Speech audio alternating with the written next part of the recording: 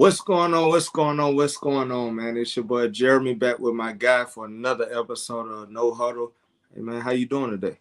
Hey, what's going on, party people? Happy New Year. Happy 2023 to all of y'all.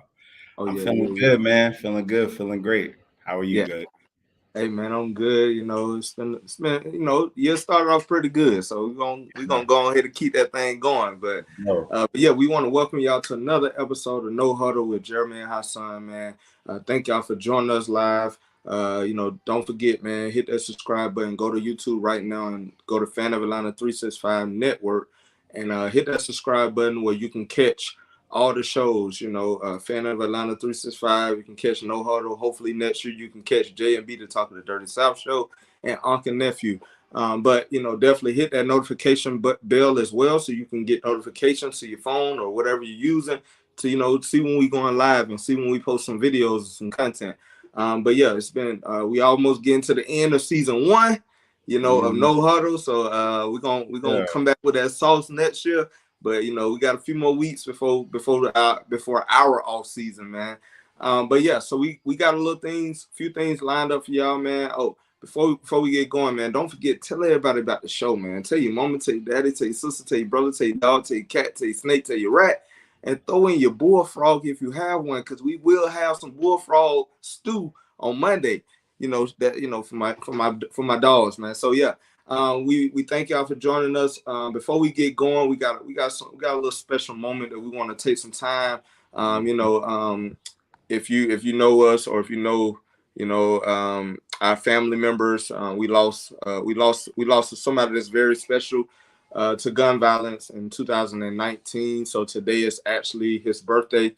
Today he would have been, I think, 29, turning 29 this year. So we just want to take some time to kind of like give him a little moment of silence. So as we doing that, we'll kind of have some pictures going across, and we'll just give it about a good 10 seconds or whatever like that. Just a moment of silence, for our brother Manju.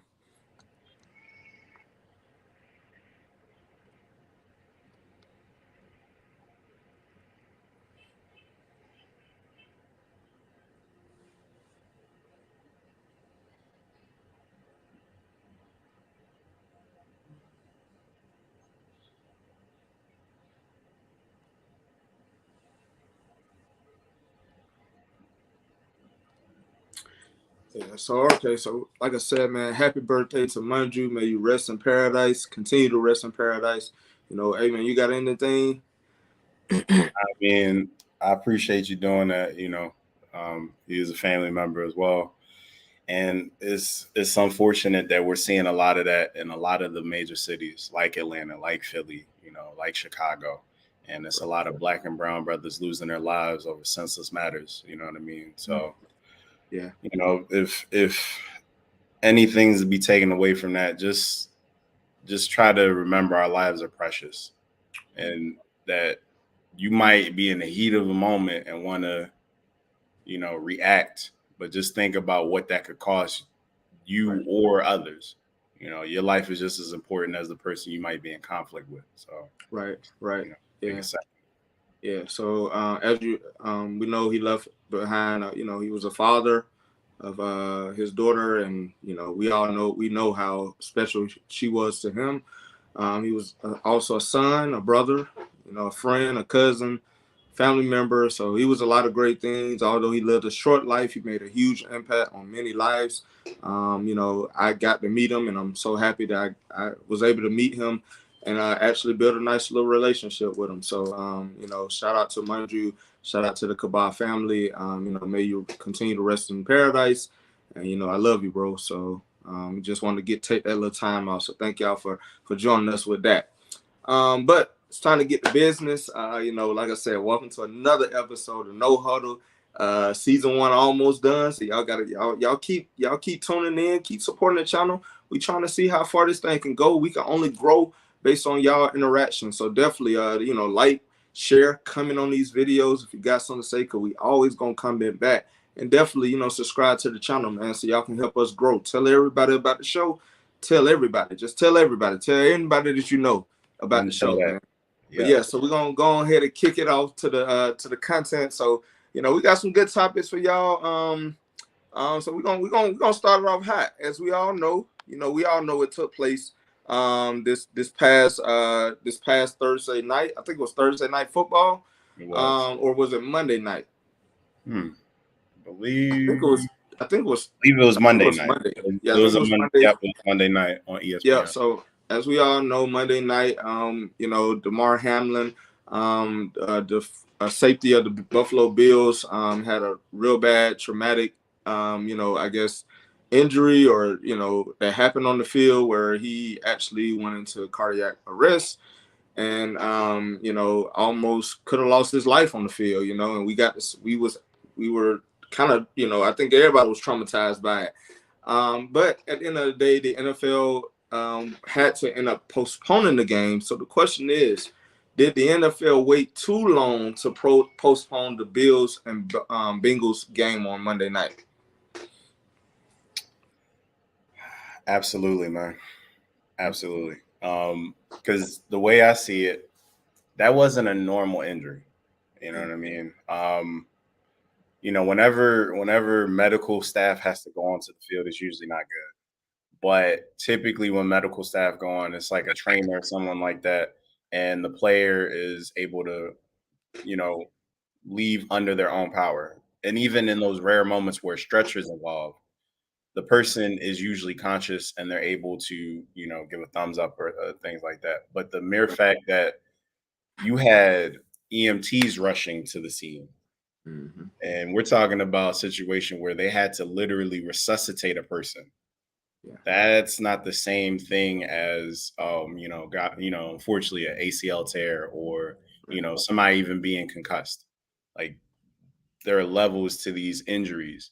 And, a lot of sports people talk about the violence of, the NFL, of football. And I think seeing that situation, it really underscored the type of brutality. It's a beautiful game, but it's a very Mm-hmm. dangerous and violent game. And Right. we saw the worst case scenario happen Mm-hmm. last night, or on Monday. So my thing is, I understand it was an unprecedented situation, you know, and I understand that a lot of things happened in real time. But for example, to compare to another unprecedented situation, when COVID first hit Mm-hmm. and there was this huge outbreak, other sports organizations immediately shut it down. Case in point, the NBA. When they got to a number where it was like, okay, 5 or so players on both teams contracted in and were positive, they shut it down immediately. Correct.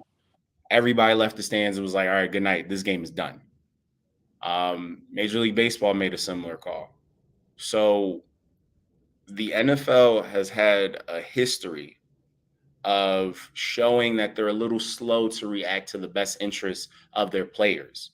Mm-hmm. If you're talking about whether, they were fully transparent about concussions and the effects of concussions, um, the fact that there's this ongoing battle about player benefits and retiree benefits from the NFL to this current situation.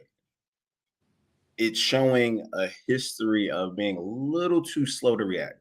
So, saying all that to say, they had the power to stop that game immediately. Like, Right. immediately when you realize, okay, this has gone from a serious injury to a potential loss of life on the field Yeah. on a nationally televised game.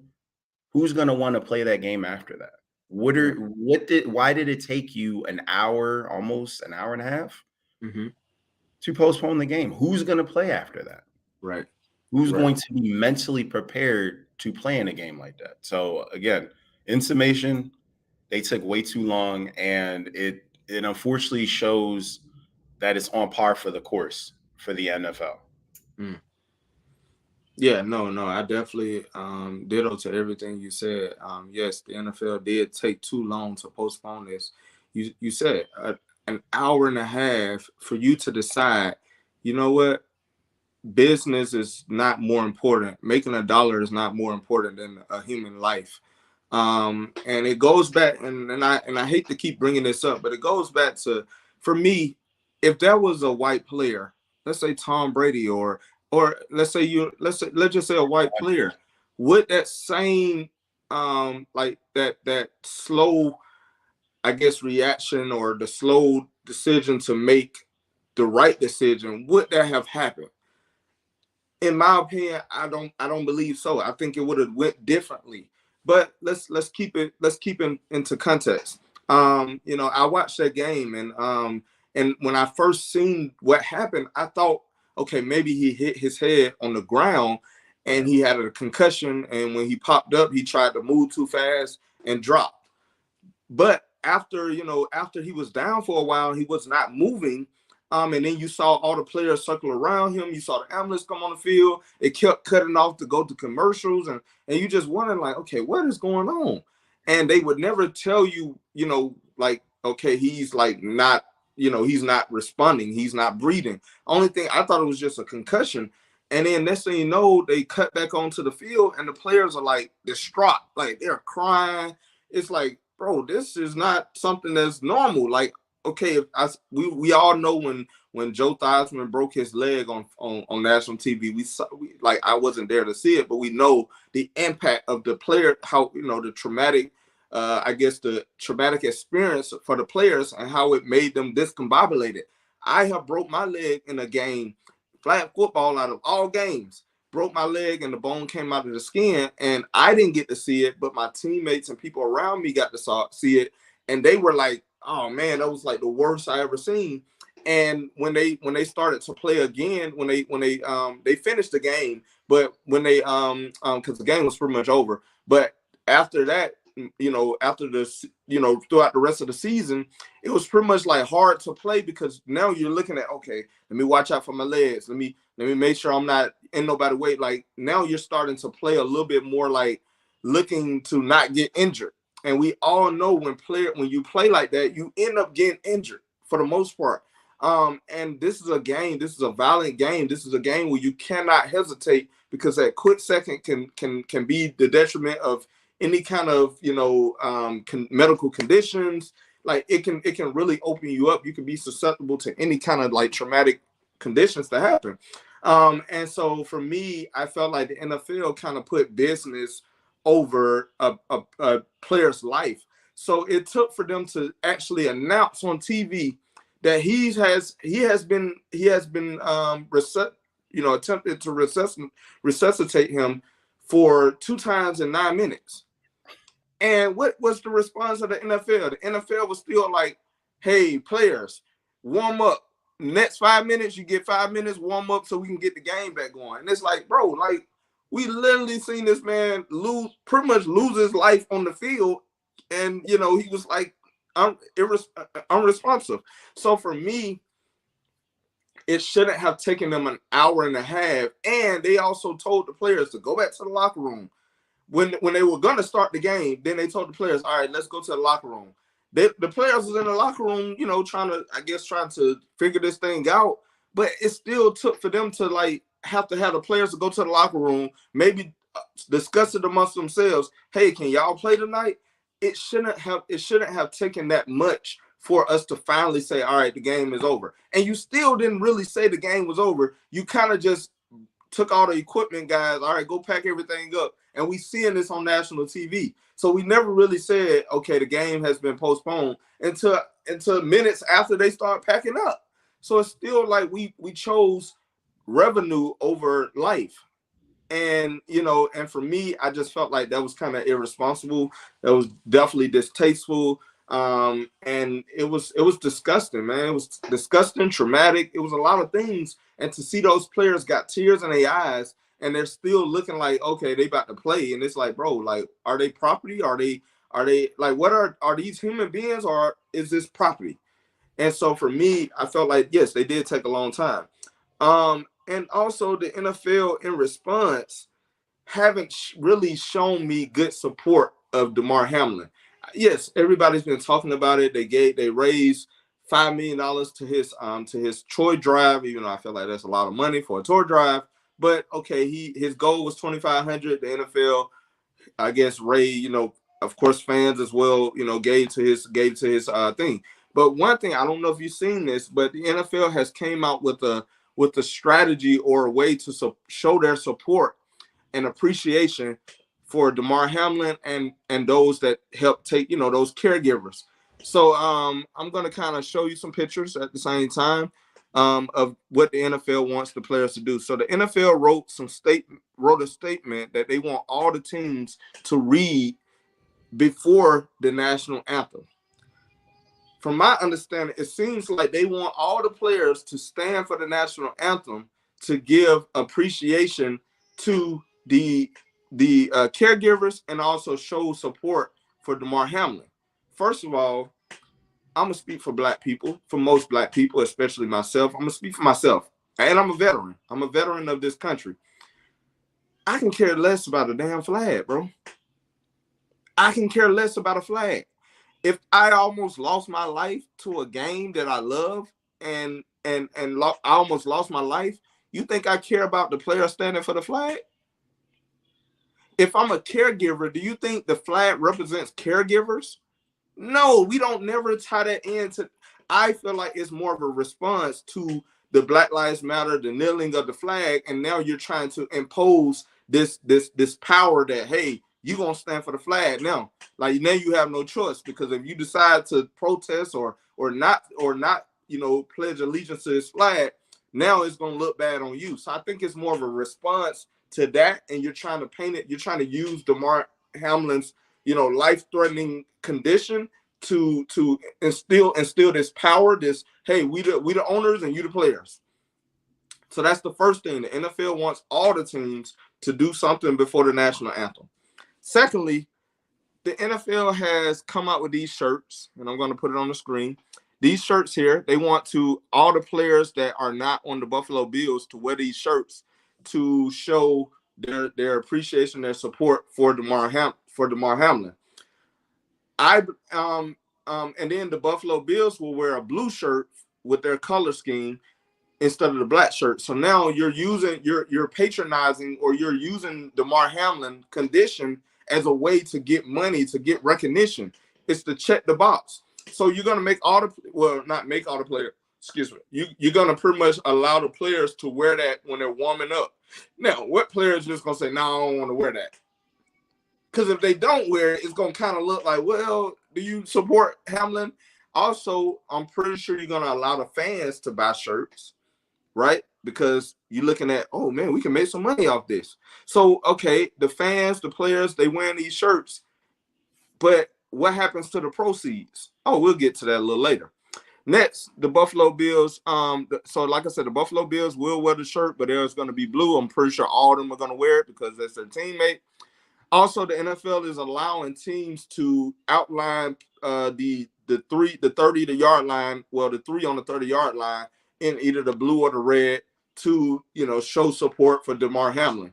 Okay, that's cool. That's something that's okay. That we understand why you're doing that. Third, the NFL has allowed the Buffalo Bills and other teams to wear the decal on their jerseys, the number 3 decal, even though to me it represents death. Like a lot of times when we see these decals, it's always tied to death. We also know that Damar Hamlin almost lost his life, but the man is still here. So I don't mind them wearing the decal, but at the same time, are these really effective ways to show that we support Damar Hamlin, or is these ways for the NFL to check that box and say, oh yeah, we supported Damar Hamlin? So what happens with the proceeds from the shirts? Well, they donate this money to the MS fund, meaning that the same condition that Damar Hamlin has, I forgot the medical term for it, but in short, it's called MS. They're gonna put the proceeds towards that. So it's almost like donating to cancer, research or whatever like that. So really, how is that helping Damar Hamlin? Because at the end of the day, Damar Hamlin he got a signing bonus for $160,000. He got an $800,000 salary for this year. Okay, he's only been in the league for 2 years, was drafted in the 6th round. Mm-hmm. How much? If he never plays another down in football, he already been paid. So his contract is done. He's not eligible for lifetime disability or medical insurance or any kind of benefits because he haven't been in the league for at least 3 years. Mm-hmm. So in my opinion, if I'm the NFL and I want to show real support for Damar Hamlin, although these are good gestures, they're pretty good gestures, but we're talking about realistic. A man almost lost his life on the field. He literally lost his life on the field. Why aren't we donating the money that you're using to gain off his medical condition and donate it to his family? Bingo. Why are we donating it to Bingo. others that are suffering with the same type of heart condition or whatever it is? I understand that we can donate to that as well, but we can also donate to his family because all those people who are depending on Damar Hamlin, yes, $800,000 is not a lot of money, but to the average person, that's a lot of money, And so, like, imagine all the people that were relying on him to support them. Now that's down the drain. So for me, I think that the NFL did a disjustice to not only Damar Hamlin, but another injustice action was done on behalf of Black people, because I believe that if Damar Hamlin was a white man, I don't think that we would be having this conversation. I think that game would have been canceled as soon as they found out he was being resuscitated. It would have been canceled. And also, instead of doing all these little cute gestures, you would have been really doing some effective. You would have probably made some policy changes. We haven't seen none of that. So for me, yes, the NFL did cancel the game too late, and they also did not show good actions to show, hey, we want to fix this issue. We know it's something that doesn't happen that often, but we've seen it happen. And I could see if it happened, even though I still can't see this, but I could see it better if it happened during Sunday games and it's a 1:00 game or a 4:00 game where everybody is still playing and this just happened. But it happened on Monday night when all eyes is on this one specific game. And last point, you have some so-called expert analysts coming on Twitter, Skip Bayless, with your insensitive tweets, pretty much echoing the NFL's actions of business and revenue and playoff implications are more important than this man's life. And to me, I think the NFL is just, I really believe that the NFL has a lot of racist systems that they continuously use, and they always throw it in our face. I also feel like they don't care nothing about Damar Hamlin. The only reason they're showing any support is because they're forced to, because it's in the public eye. I don't think this would have happened if it was one of our counterparts, and also I don't think this would have been a question if the NFL actually made effective changes and actually did something that actually matters. Harrison Phillips, who's also was a Buffalo Bill, actually did something that matters.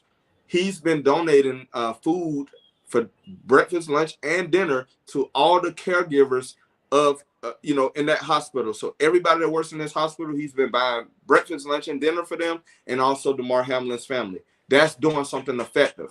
That's not saying, all right, we just gonna check this box, get well soon.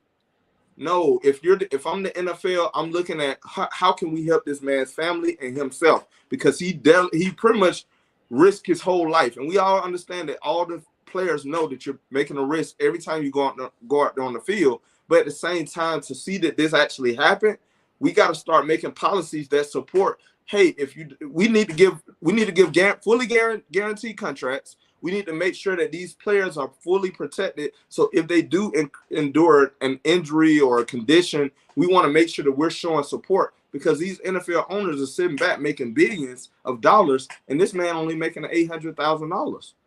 So if he never plays another down in football and he's stuck with a condition for the rest of his life, what are we doing to ensure that he never has to work again? Him and his family are taken care of. What are we doing, NFL? So I just don't think that they're doing a good job of handling this.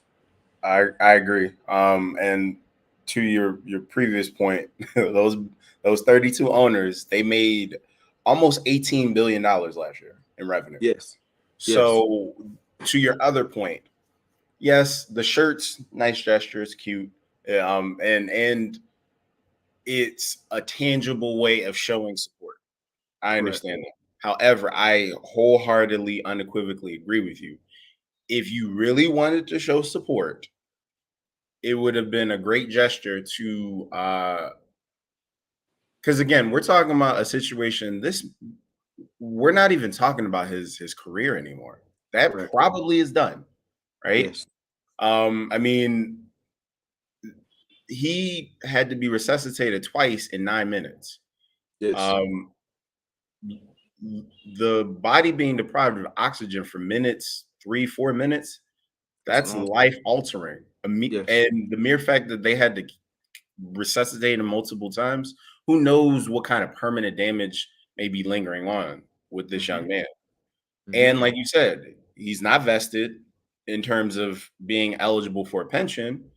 And the NFL could immediately have said, hey, we're not even thinking about this right now in terms of his career. But no matter what happens, he will be fully vested, and he'll be fully vested. And in addition to that, these shirts, the proceeds, let's say 20%, 30%, whatever that percentage is going to a fund for his family and his care.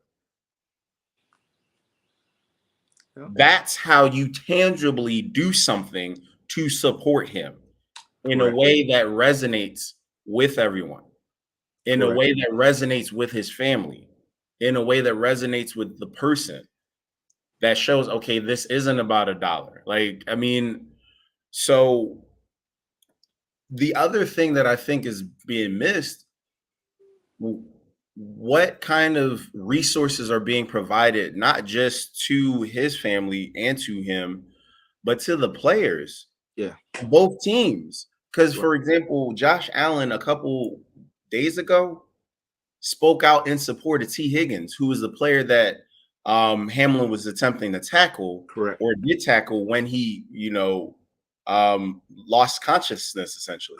Correct. And, the trolls of Twitter, the people out, those individuals who have evil intent are essentially trying to blame him when it was a football play.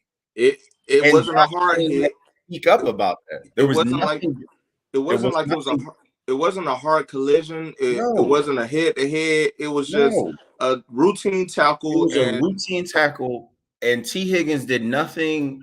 It wasn't like he did something dirty that could have led to it. So think about the psychological ramifications for someone like T. Higgins, for someone like Stephon Diggs, for someone like Josh Allen, for someone like the coaches, the staff.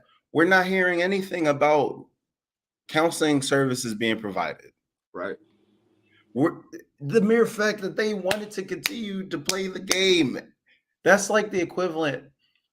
The only thing I could think of, and it's not a football. I mean, there was a player in the 70s who unfortunately lost his life on the field. I don't remember his name. But the only thing I could think of to something of this magnitude was when I believe it was Owen Hart, the wrestler, who died during a Monday Night Raw taping, and they canceled it immediately.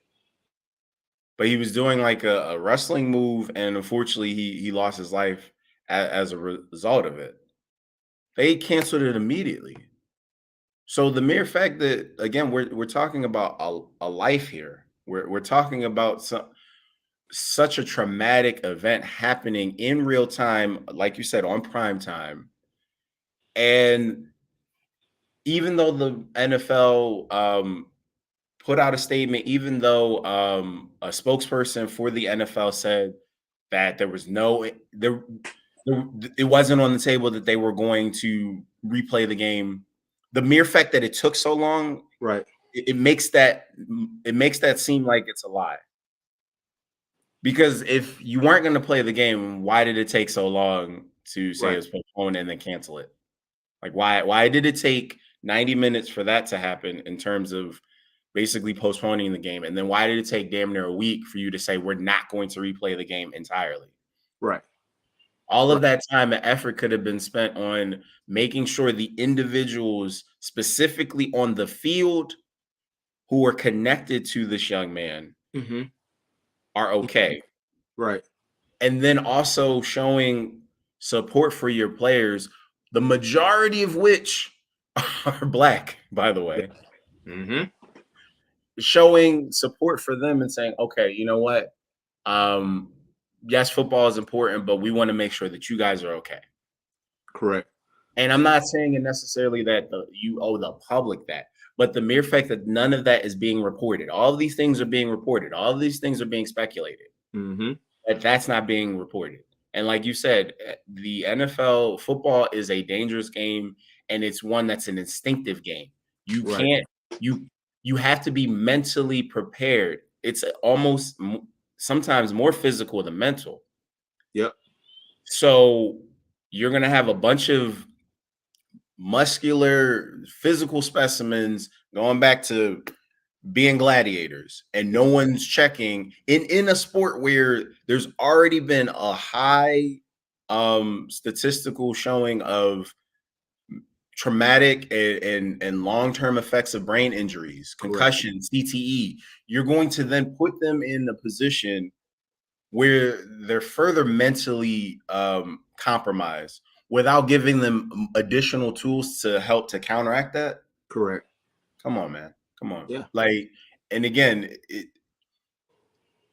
all of these gestures are nice, but again, a lot of them aren't tangible, and that's the concerning part. And I agree with you wholeheartedly. Had it been, any premier white player or even a secondary white player or a non-person of color, the response would have been different. I guarantee that. I stand by it. Right. And I know there are people who may be watching or individuals who don't like to talk about race or feel like it's an excuse or a cop-out. Right.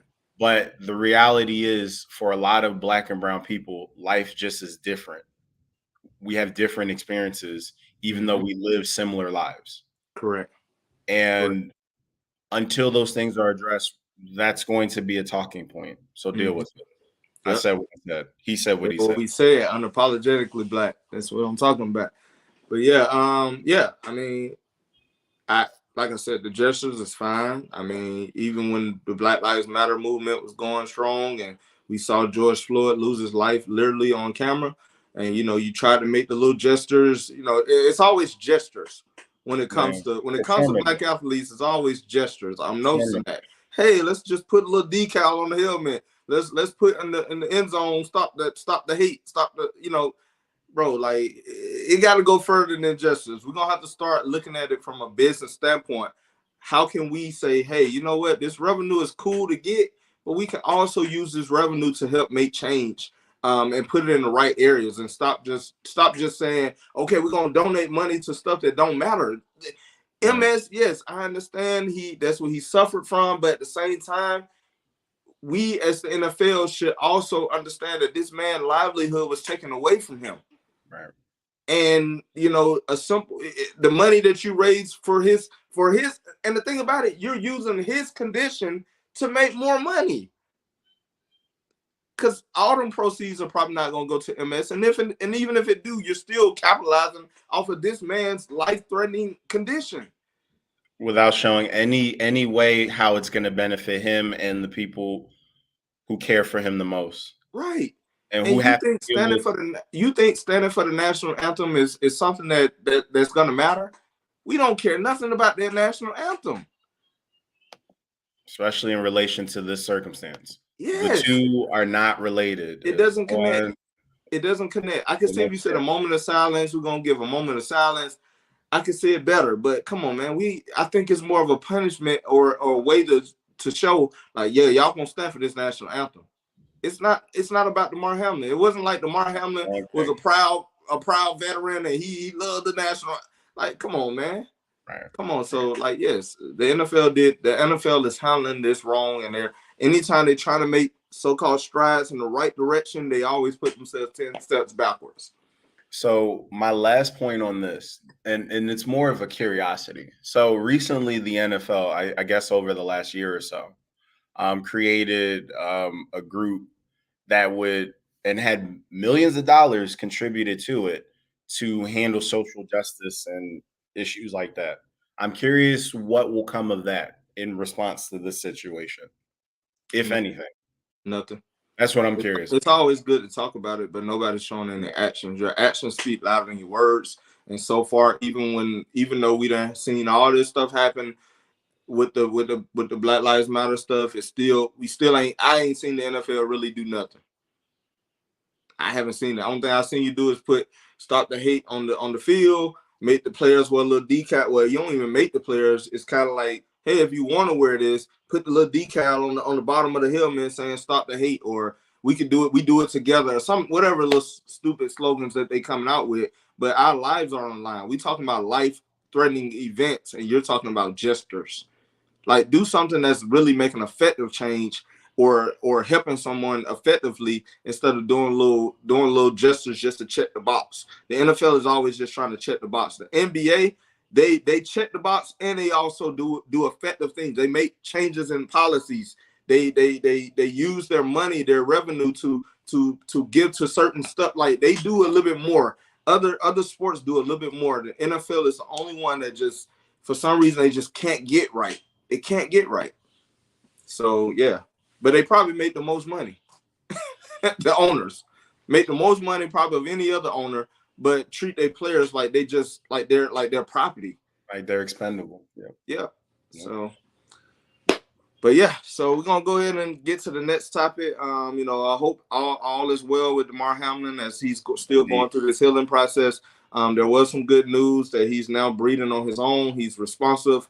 He's talking to his family. I think the first thing he said when he actually came to conscious, he asked who won the game, and the doctor supposedly said you won the game of life.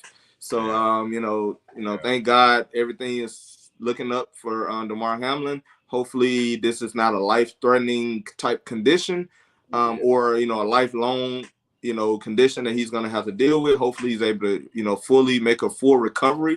But it's the NFL has to do better. NFL just have to do better.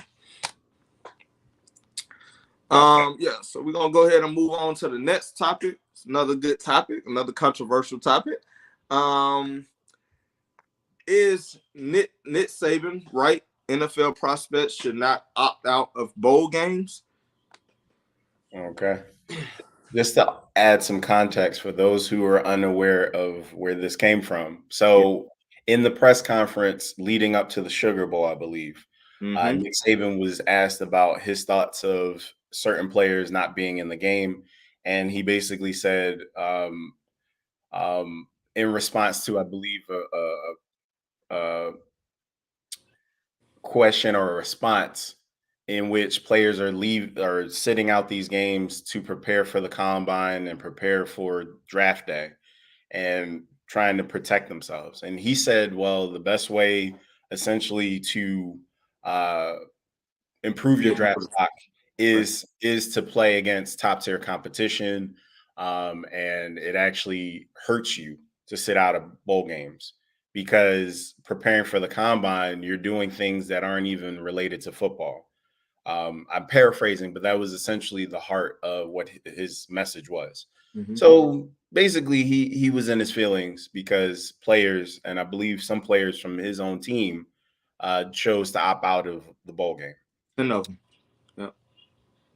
Among other players across college football. So, do you want this one, or do you want me to kick it off? I can kick it off. Go for it. You know what? Spit a hot stick, brother. Yeah, I kick it off. You know what? Nick Saban gets on my nerves. Nick Saban been getting on my nerves for the past few years. Because what I'm learning about Nick Saban, as long as he was winning, you don't hear nothing from Nick Saban. But as soon as the competition started to catch up with him, you starting to hear him, complain about little things. They didn't make the playoffs this year. Oh, now, these players are opting out. They don't want to play in a bowl game. Yeah, Nick Saban, if I'm going to the draft, I may not want to play in a worthless bowl game. If I'm not playing in the championship game, what are we talking about? I'm trying to make sure that I'm in position to not fumble the bag. Because if I go out there, let's say I go out there and I play, and I get hurt. We have seen this happen in the past. I think it happened in the last draft. But let's say I go out here and I get hurt. Now, what happens to my draft stock? It goes down. What happens to my opportunities to play in the NFL? It probably goes down as well. So, like, for me, I think Nick Saban is looking at it from, I think now that Nick Saban seeing these players get money in NIL money, I think now he's looking at them as you getting paid to do this. No, Nick Saban. Yes, I'm getting paid, which I should have been getting paid, but I'm also sacrificing my body, my health, to go out here and play a game just so you can get some praise. At the end of the day, I think Nick Saban is going through that. He hates. He's not a good loser. First of all, you're playing Kansas State. That's top talent, Nick Saban, compared to Alabama. You still went out there and blew them out the water with the players opting out. At the end of the day, you have more of the better talent than anybody. So at the end of the day, even if 10 dudes opt out, you still got the best players on the field. So for me, I think now I do understand you need to finish what you start. I do agree with that.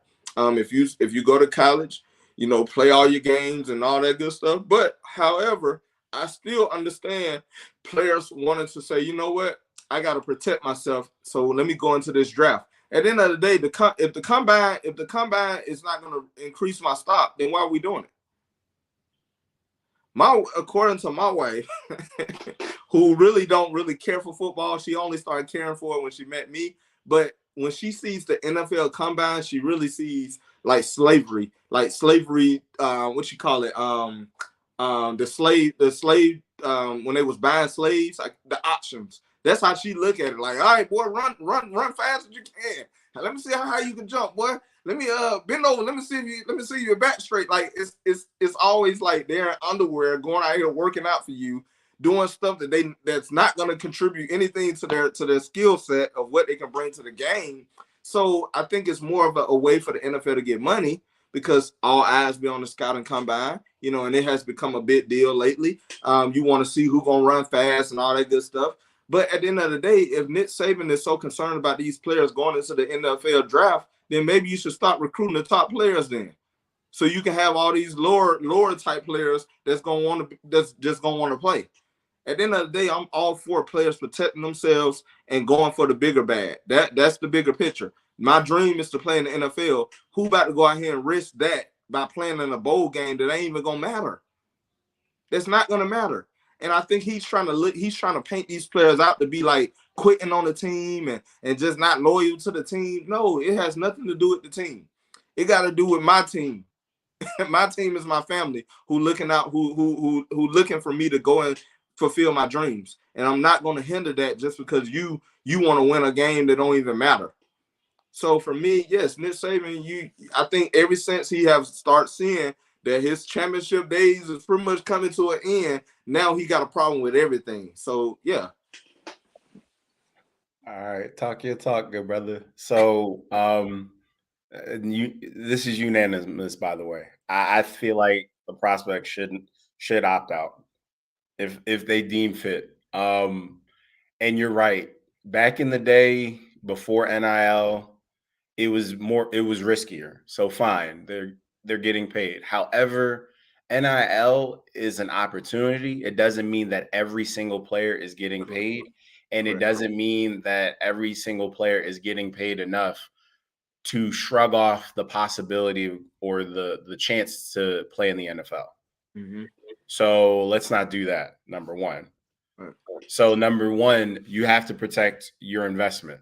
And these young men, their investment is themselves, their health, their aspirations, especially if their aspirations are the NFL. Right. Because I'll tell you this, these coaches, they do that. They protect themselves. They protect their investment and keep that same energy. Now, Nick Saban isn't the kind of coach that has done this over his career, but there are a multitude of coaches like him who will sign with another school and won't play in the bowl game for the school that they're leaving. Right. So where's all the smoke for that, Nick? What's good for the geese got to be good for the gander. Ain't no fun when the rabbit got the gun. So don't sit on national TV and huff and puff because one, you're in your feelings, like you said, because he's not in the playoff, and because you've hoarded all this talent. And you know that I can't speak to him not being a masterful recruiter. I can't speak to them not having the allure and it being justified to have all this talent. But nonetheless, you hoard the talent. Your team is consistently among the top 10, if not top 5 in recruiting classes every single year since you've been number one. So you have all this talent, and now you're coming up short.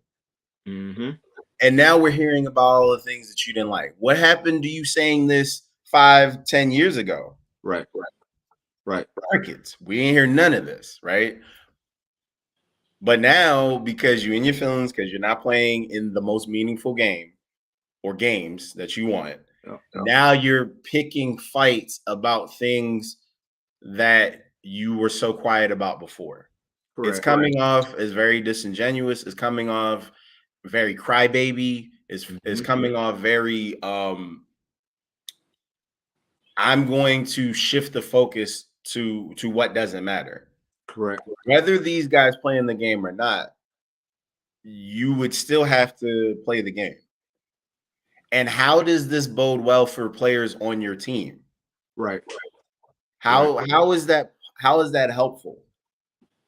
You know what I mean? So, and then again, these coaches are savage in college football. They will have they'll have speculation about them leaving, but then come out and say, "Oh no, my focus is on the team." And then a week, sometimes 2 days later, it's being announced, "Hey, they're going to another school," and then they leave. Yep. They don't even play in the game. So so if coaches have been allowed to do this for decades, players should have the right to opt out of a game if it means protecting themselves. And like you said, there are plenty of instances, like even the quarterback for Tennessee, I forget his name, Kendon, or I think his last name is Kendon,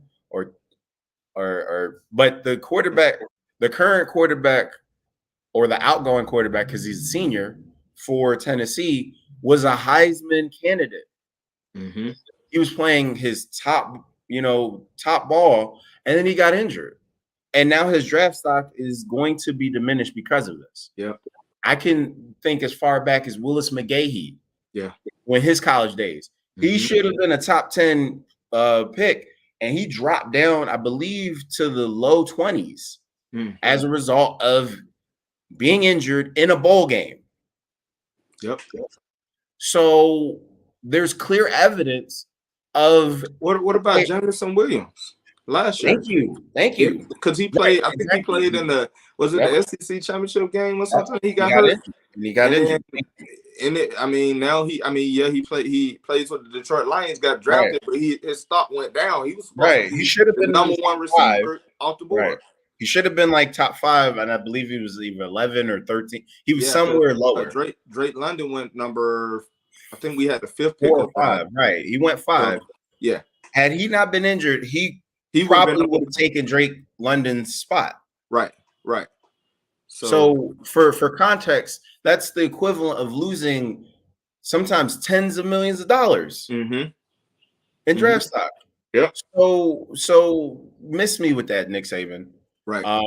And if you really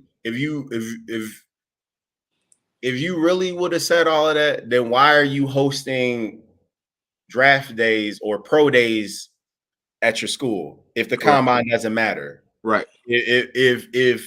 If playing in bowl games is the only thing that matters in terms of a player's draft stock, why are you hosting pro days? Right. Why are you helping out? You can't have it both ways. Pick a struggle. First of all, if my 3-year career is not enough, then what one bowl game gonna do? Like, especially against Kansas State. Like, who just looks at Kansas State as top talent? Like, I expect Alabama to roll over them. Now, if you're playing a team like Georgia or like an SEC, top talent team, or a Big Ten top talent team, or somebody like that, then okay, I can see you saying, you know what, you play Ohio State, you going against Michael Harrison Jr. as a cornerback, and this can increase your stock if you shut him down. I can see something like that, but we talking about Kansas State. Right. Huffing and puffing because you ain't got another championship when you already got more than anybody in the history of college football. Exactly. Stop it. And you're losing a lot of players in the transfer portal because players are starting to go to other teams where they get an actual chance, and you're not able to keep players sitting on the bench waiting on their opportunity no more.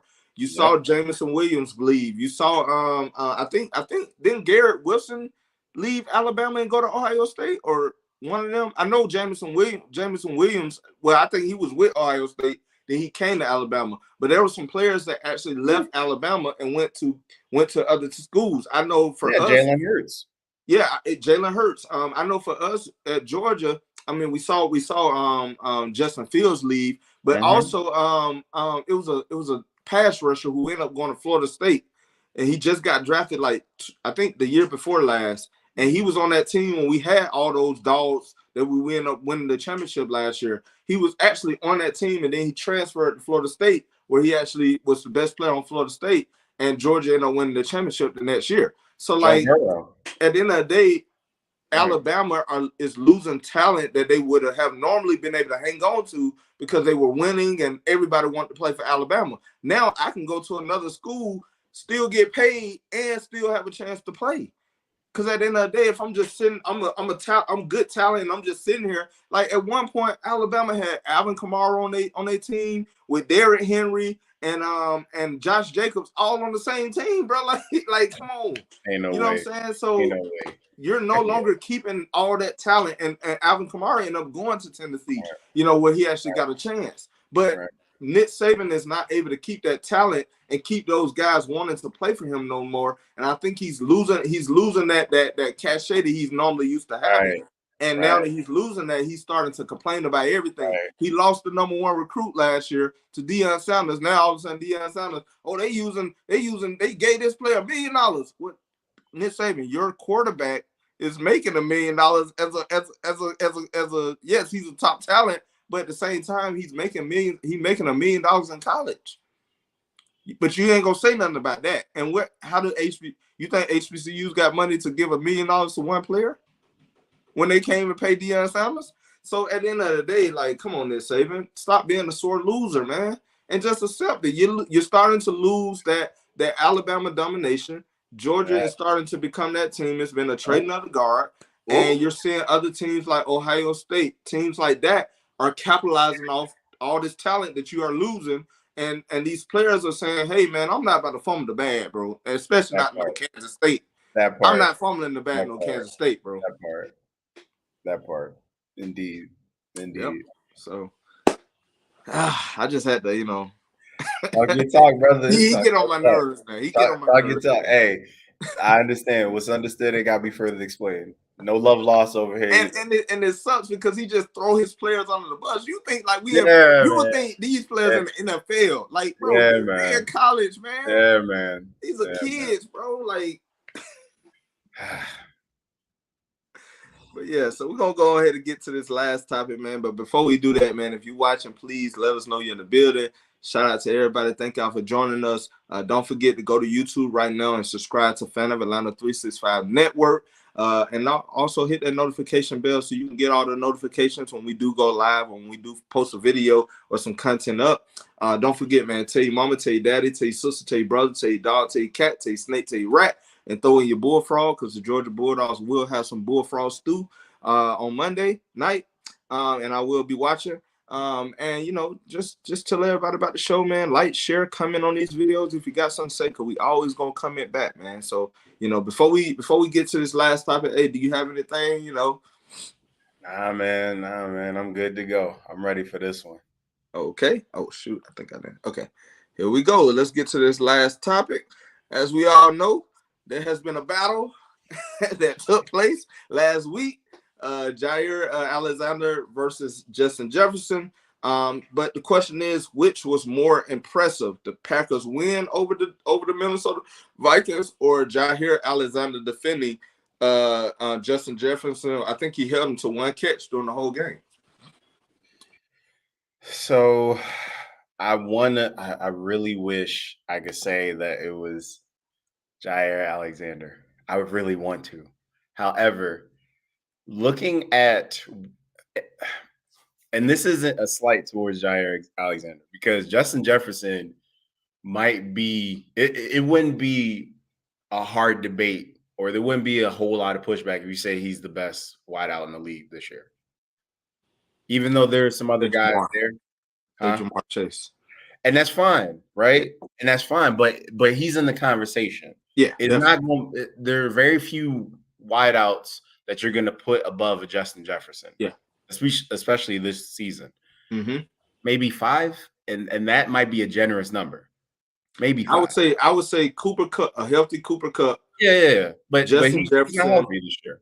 So I would say a healthy Cooper Kupp. Hill, maybe Jamar Chase, maybe Devontae Adams, maybe. Adams. Justin Jefferson is definitely top 5. He's top 5, right?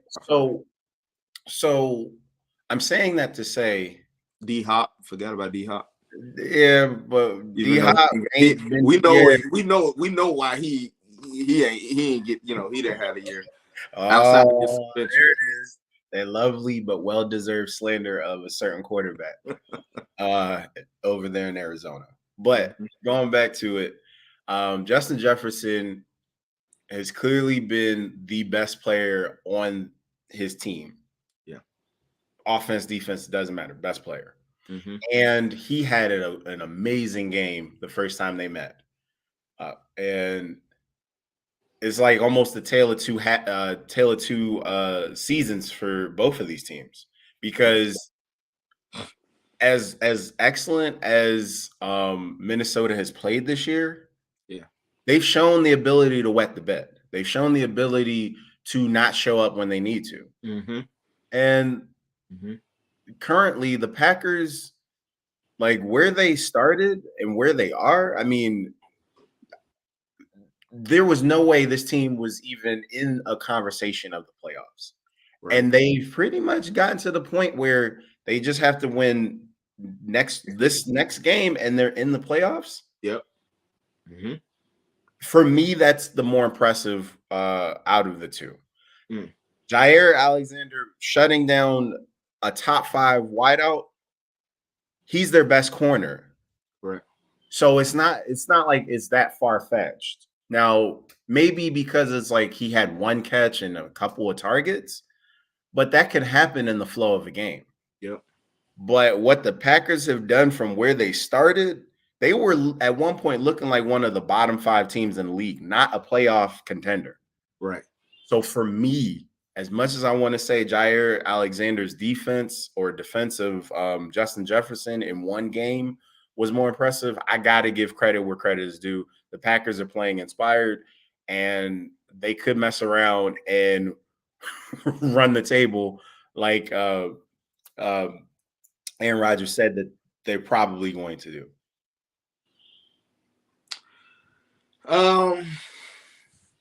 It was definitely the Packers. I watched that game again. First of all, Jaire Alexander, yes, great cornerback, probably one of the top cornerbacks in the league. Right. I love the celebration. Put the seatbelt on that boy. Like I love that. But when we're talking about what transpired during this game, I saw a lot of zone defense. You wasn't one-on-one, mano-a-mano on Justin Jefferson. It was a lot of zone defense, and you were playing back a lot. Mm-hmm. It wasn't like you was bumping and running and Deion Sanders and Jerry Rice. It wasn't none of that. It was a lot of zone defense, and just because people always assume that, the number 1 cornerback is on the number 1 receiver, I think that you're able to live off that. You didn't do anything that just showed me like, man, Jaire is shutting down Justin Jefferson. It's just that Justin Jefferson couldn't get going because Kirk Cousins didn't have no time in the pocket. and he had to do a lot of short passes, and you would probably bracket coverage in Justin Jefferson. You were probably doing we know the game plan is to shut down Justin Jefferson. If you could shut down Justin Jefferson and force everybody else to make plays, Allen Thielen, we know what he is, but he's no longer what he was.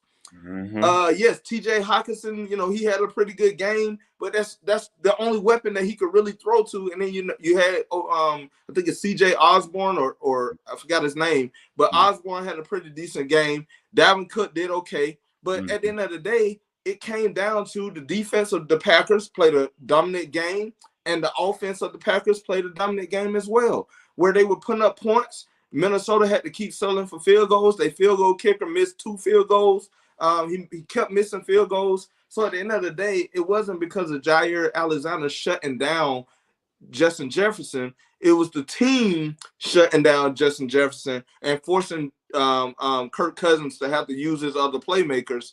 And it just didn't work for them that game. I think the Packers played inspired. Like you said, the Packers have started to play on a different level than when they first started the season.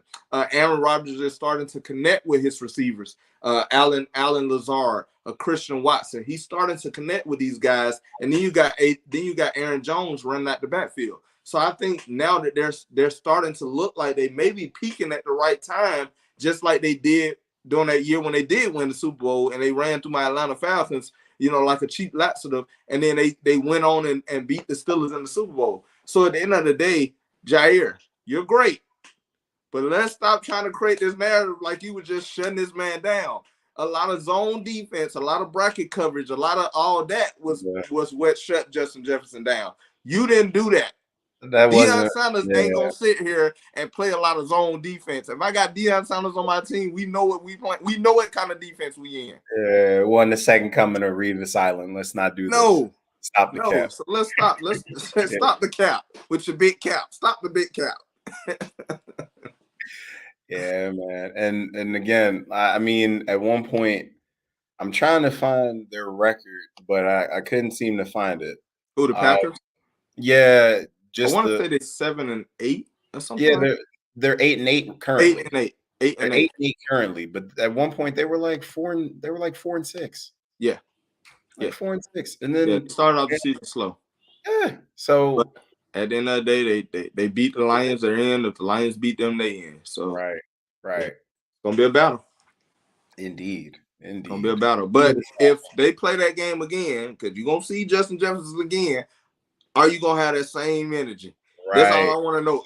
It could be a playoff matchup.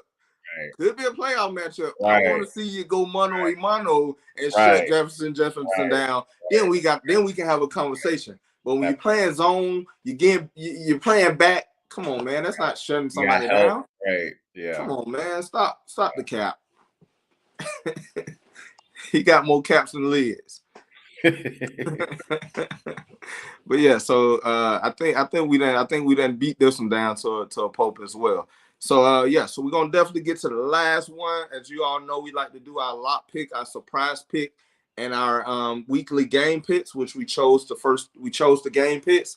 But hey man, who you got for your lock pick? My lock pick. Let me see. Who did I have? Give me. Let's see. I did have him up earlier. My lock pick. Give me those same Vikings. Give me the Vikings over the Bears. That's my lock pick. Okay. Ain't nothing wrong with that. For me, my lock pick is I got to go with the home team over the Tampa Bay Buccaneers. I feel like we will get our first win over Tom Brady in his whole career. We have never beat Tom Brady, but this game we will get our revenge back. Because he got away with one last time with that. I forgot what they said. Was it unnecessary roughness on the quarterback? Yeah, it was like quarterback or something like that. Yeah, like come on, man. Like you know what I'm saying? But we will be hunting this game. We will, even though Tampa Bay, I don't think they should be playing their starters, but unfortunately they want to play their starters. So we're gonna go ahead and do our thing. Hopefully the Falcons show up. It's at home. We get our revenge on Tom Brady. Yes, we're not making the playoffs, but it's always good to end on a good note. I don't believe in tanking. I'm just not that guy. I believe in competing every game until it's the end. And I feel like my Falcons will get the dub against the Tampa Bay Buccaneers. I'm not mad at it. Who you got for your surprise pick? I think it's the Lions year, my boy. Give me them Lions. And you know that's like one of our weekly game picks. All right, so I you know. doubling up. I'm doubling up. Doubling Sorry. Make it all large. No, you know what? No. Let me switch the flow. All right. Let me look at this schedule real quick. My bad, y'all. Fell asleep at the wheel. Fell asleep at the wheel. Oh, okay. I got one. Let's go with the Jaguars and Titans. I'm gonna pick the Jaguars. That's gonna be a good game. That's gonna be a good game. That's gonna determine, I think, who year. wins the division, right? Yes, and I like the Jaguars winning that one. Yeah, I like Jaguars as well, but I'm gonna go a different way on this game. It's gonna surprise a lot of people because that's what it's about, right? Surprising you. Yeah. I got the Washington Commanders over the Dallas Cowboys. Washington Howard getting his first start. I got the Washington Commanders over the Dallas Cowboys. I think the Washington Commanders, do they have a chance to make the playoffs this year, or are they out? No, I think they might have a chance. I think it's a win in their in situation. I'm looking up I know the Giants play the Eagles this week. Yeah. And that's one of our games as well. One of our games we about to discuss. Yeah. Yeah, I think they would mathematically still have a shot. But it's gonna take some other teams to lose as well. Yeah, but they need help. But yeah. Okay. They need a lot of help, but yeah. Yeah. I got the Washington Commanders showing up against the Dallas Cowboys. And then the Dallas Cowboys going to the playoffs and do Dallas Cowboys things. Go out in the first round and be on the couch with me. So we're gonna go ahead and mark that down, man. Washington Commanders over the Dallas Cowboys. I'm not mad at it. All right, so we're going to get to these game of the week picks. We're going to start off with the first one, the Philadelphia Eagles at the New York Giants. Hey, man, who you got? Come on, man. Root for the home team. But no, I honestly think Jalen Hurts is going to play, even though I hate the fact that he's going to play. Mm-hmm. And I feel like the rumblings is that the Giants already know they're the 6th seed. They're playing with house money, and there's been talk that they might pull their starters. Yeah. So given all of that, given the fact that the Eagles need this game a whole lot more than the Giants, I think they're going to come out and play inspired. And having Jalen Hurts back, even if it's for a half, should be enough for them to beat the Giants, especially if the Giants aren't starting their starters or pulling their starters early. Right. No, I definitely agree. I got the Philadelphia Eagles as well, especially if Jalen Hurts is coming back. Hopefully, I wouldn't play Jalen Hurts, but I do know you got, seeding implications on the line. And the way the NFL did the schedule for this last week, they made sure that teams weren't able to be like, okay, the Eagles playing at 1. So if they play at 1, then we can know what our scenario is. Right. Now the Eagles and the Cowboys are playing at the same time. So it's like, oh, well, we're going to be playing at the same time y'all playing, so you better be focused on your game. I think the Eagles should be able to win this game and go off into the playoffs. But I already told y'all what the Eagles going to do. They're going to end the season on a high note, and then they're going to be joining the couch with me on week 2 of the playoffs. And, I need to hear all the Eagles fans, especially some specific people who've been sending me messages, fly Eagles fly and all that. They done lost 2 games in a row and I ain't heard nothing from them. But, I digress on that. I know Jalen Hurts didn't play, but we all know what's about to happen. The Eagles going to be flying high, and then it's going to be that butt shot from the ground, and next thing you know, we're going to be having some Eagle stew, and I'm going to be enjoying every bit of it. But, I got the Eagles winning this game, though. Disclaimer: I apologize for my Eagles fans who are hearing this nonsense. We gonna get him right by next week. We apologize. Just bear with us. Oh, and honestly, the other X factor that's not being talked about enough, that Eagles defensive line.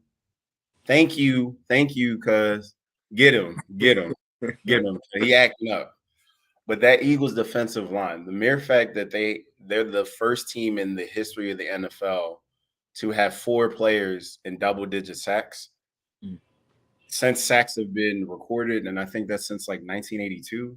That's ridiculous, and it's an amazing accomplishment.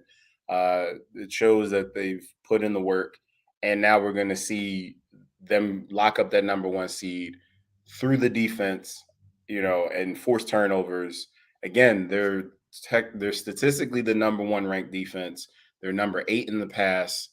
And I believe they're in the top 5 in rushing defense and scoring defense. They're in the top 10. So, again, that's going to be the key to the game. And I think they're going to play it smart with Jalen Hurts, get rid of the design runs, and have him pick them apart in the pocket, which shouldn't be hard to do. We have 2 wideouts for the first time in Eagles history that have 1,000-yard receiving seasons.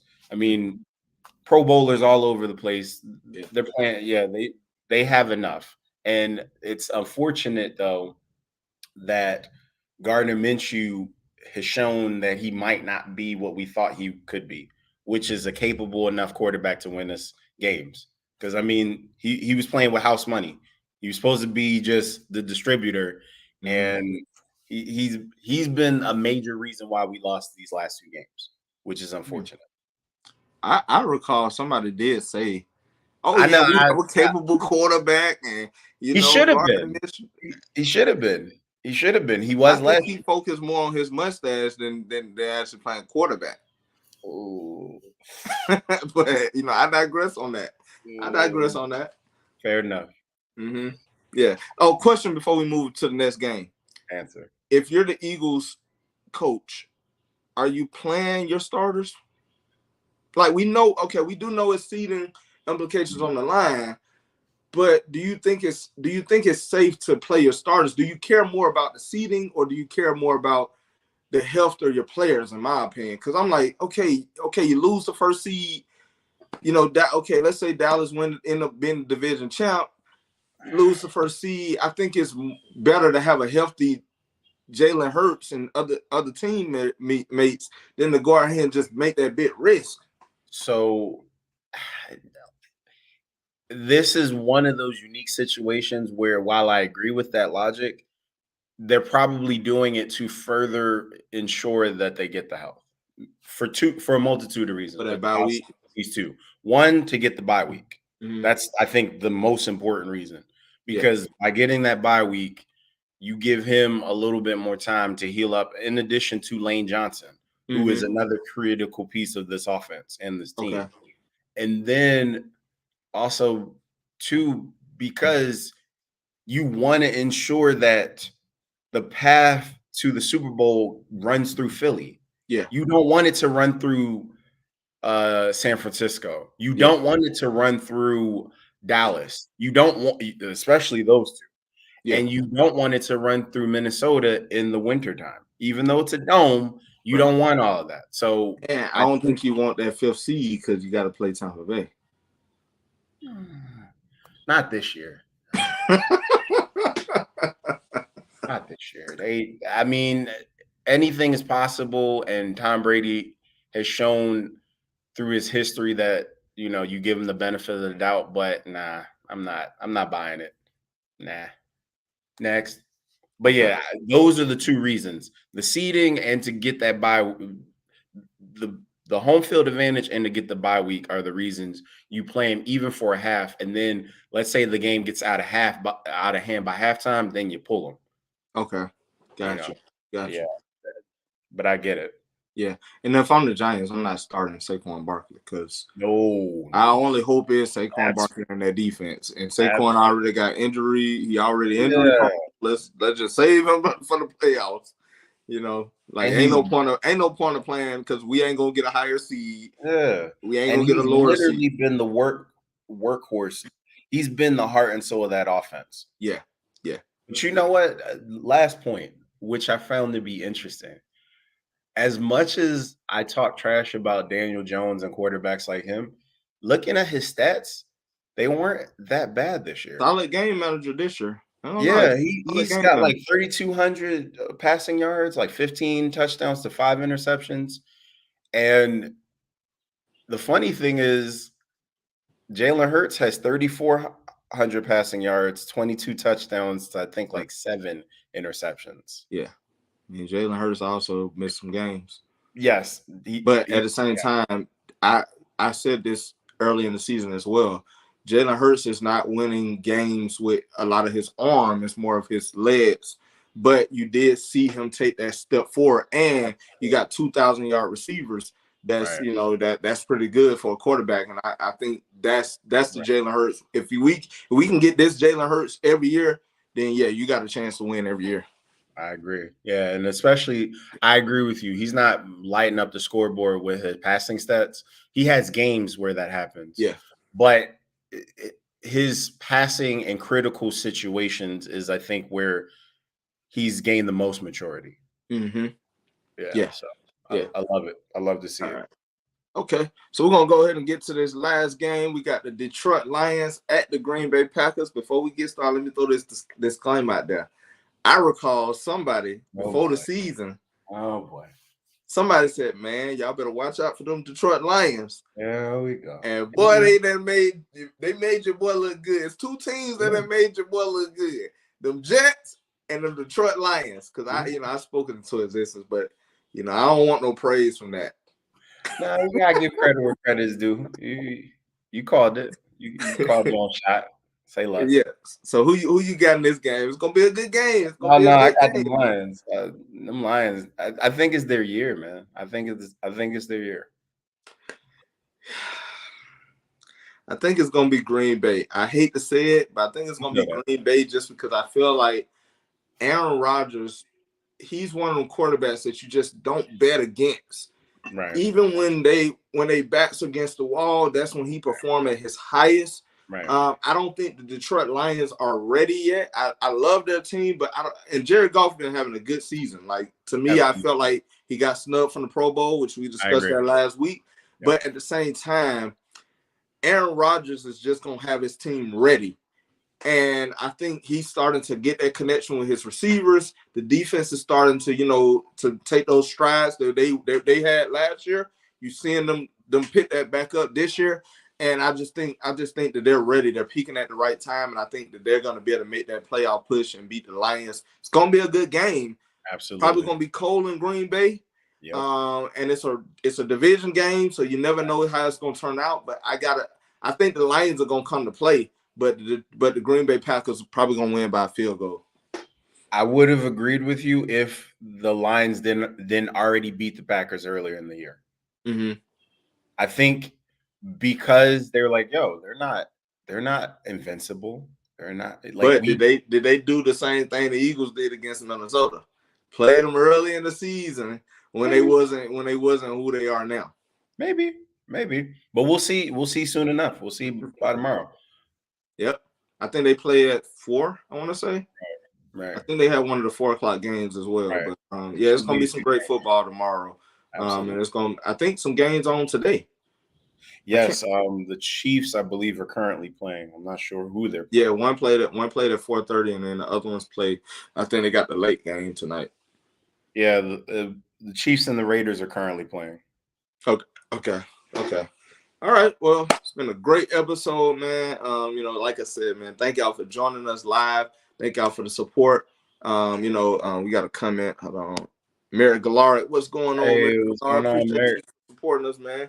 Happy New Year. Yeah, so we thank y'all for the support. We thank y'all for, just tuning in every week. We coming down to the end of this first season, and next season will be great for y'all. But right now we got some playoff games. We got the Super Bowl coming up. So definitely we're gonna keep giving y'all these videos.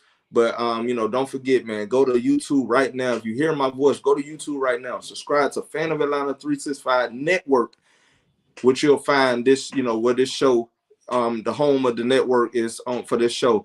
And definitely hit that notification bell. It's a little bell. You hit that thing, it's gonna tell you when we going live, when we live. It's gonna tell you when we post anything. You're gonna be able to get firsthand, reminders of what's going on this channel, man. Definitely, we need y'all support. We're trying to take this channel to another level. We can't do that without y'all. So definitely keep supporting us, man. Tell everybody, tell your mama, tell your daddy, tell your sister, tell your brother, tell your dog, tell your cat, tell your snake, tell your rat. Throw in your bullfrog, throw in your eagle stew, throw in your and whatever kind of stew you want to make, just throw it all in there. We're gonna make a gumbo with it. We're gonna have frog legs, we're gonna have eagle wings, we're gonna have everything in that thing, man. We're gonna make a whole gumbo.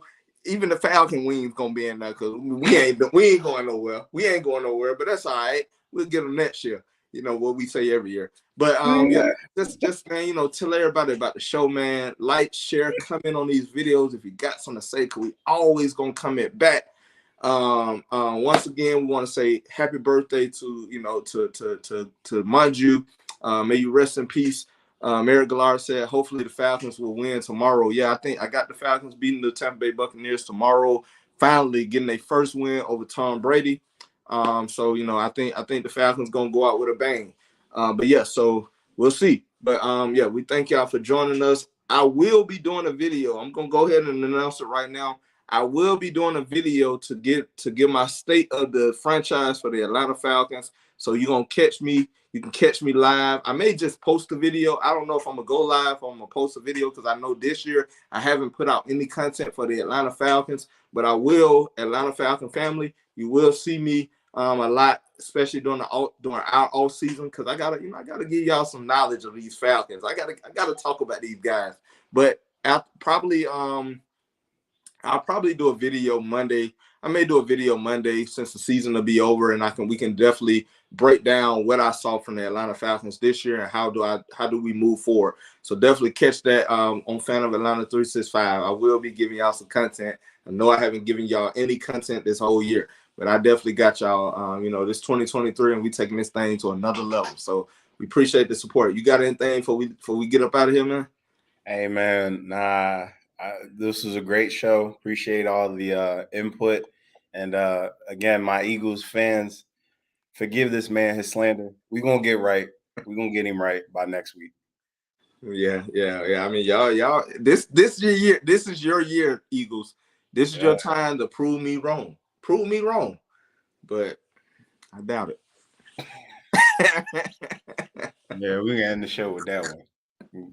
But yeah, so hey, man, we appreciate y'all support. We'll see y'all next week.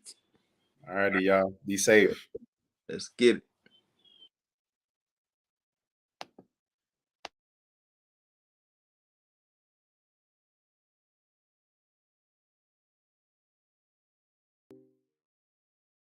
it.